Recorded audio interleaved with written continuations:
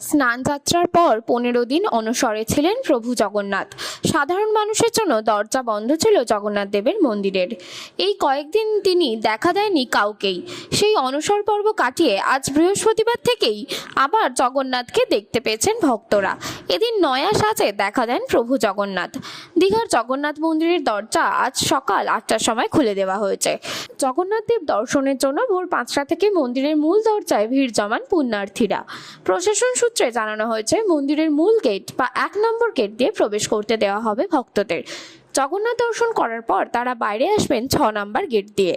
শুক্রবার রথযাত্রার সূচনা হবে মুখ্যমন্ত্রী মমতা বন্দ্যোপাধ্যায়ের হাত ধরে, যার কারণে বুধবারই মুখ্যমন্ত্রী চলে এসেছেন দীঘায়। তবে আজ বেশ কয়েকটি উৎসব এবং নিয়ম রীতি পালন করা হবে মন্দিরে।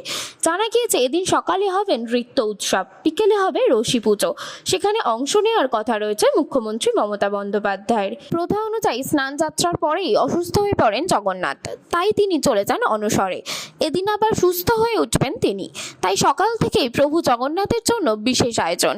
তাকে নতুন সাজে সাজানো হবে। মন্দির কমিটি জানিয়েছে, এদিন সকাল সকাল প্রভুকে ঘুম থেকে তুলে দাঁত মাজানো হয়, নতুন পোশাক পরিয়ে ফুলের মালায় সাজানো হয়।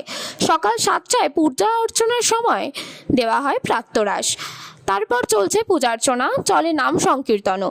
দীঘা জগন্নাথ মন্দির পরিচালন কমিটির অন্যতম কলকাতা ইস্কনের সহসভাপতি রাধারমন দাস জানিয়েছেন, 56 ভোগ নিবেদনের সময় মুখ্যমন্ত্রী উপস্থিত থাকতে পারেন। বিকালে দিবানিদ্রার পরে হবে রথের রশি পুজো সহ রথের আচার অনুষ্ঠান পালন।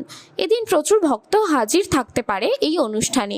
তাই কোনো রকম অশান্তি বা অপ্রীতিকর ঘটনা যাতে না ঘটে, তার জন্য পর্যাপ্ত নিরাপত্তা ব্যবস্থা গ্রহণ করা হয়েছে। Bureau report, sky news Bangla.